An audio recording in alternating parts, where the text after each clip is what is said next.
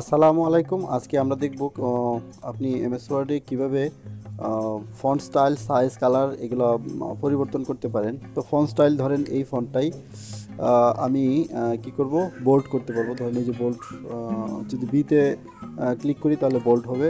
আবার যদি আমি কিবোর্ড থেকে কন্ট্রোল বি চাপি তাহলেও বোল্ড হবে।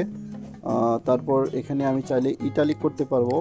তারপরে আপনার এটাকে আন্ডারলাইন দিতে পারবো।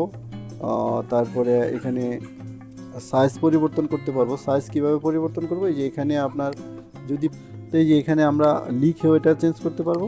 কারণ এখানে যদি আমি লিখে দেই 30, আপনারা দেখেন এটা কিন্তু 30 হয়ে গেছে। তারপর আমরা এখান থেকে যে এই বাটনে এখানে যে লেখা আছে দেখেন, মাউস পয়েন্টার নিয়ে যান, এখানে ডিক্রিজ ফন্ট সাইজ আর এটা হচ্ছে ইনক্রিজ ফন্ট সাইজ।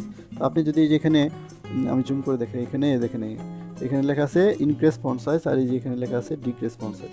এখানে দিলে আপনার লেখাটা ছোট হবে, আবার এখানে দিলে লেখাটা বড় হবে।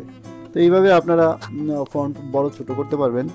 তারপরে আপনার সাইজ পরিবর্তন এছাড়া আপনার কিবোর্ড থেকে যদি চাপেন কন্ট্রোল আর হচ্ছে শিফট চাপেন, কন্ট্রোল শিফট চেপে আপনার যে কিবোর্ডে দেখবেন আপনার এই গ্রেটার দেন স্মলার দেন আছে, এটা চেপেও কিন্তু আপনি এই যে বড় করতে পারবেন। আবার যে যদি স্মলার দেন চাপেন তাহলে আপনার এই যে ছোট হবে। ঠিক আছে, তো এইভাবে আপনি কিবোর্ড থেকেও বড় ছোট করতে পারবেন। তারপরে ফন্ট কালার পরিবর্তন কীভাবে করবেন? কালার পরিবর্তন করার জন্য এই যে এ লেখা, আমি দেখাই যে এ লেখা আছে, তো এইখানে আপনার এই যে এখানে গিয়ে আপনার কালারের অপশন পাবেন। আপনার যেই ধরনের কালার দরকার সেই ধরনের কালার এখান থেকে নিতে পারবেন। ধরেন এই যে লাল দরকার, লাল নিতে পারবেন। তারপরে এই যে হলুদ, তো যেই ধরনের কালার দরকার আপনি সেই ধরনের কালার এখান থেকে ইউজ করতে পারবেন। তো আজকের ভিডিও এই পর্যন্ত ছিল।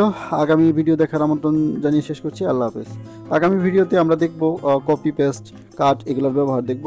আর যারা এই পর্যন্ত আমার চ্যানেলকে সাবস্ক্রাইব করেননি এখনও, তাদেরকে অনুরোধ করছি আমার চ্যানেলটাকে সাবস্ক্রাইব করে রাখবেন। কারণ এখানে আমরা প্রতিনিয়ত এডুকেশনাল যে ভিডিওগুলো আছে এগুলো প্রতিনিয়ত পাবলিশ করি। তো ধন্যবাদ সবাইকে, ভালো থাকবেন।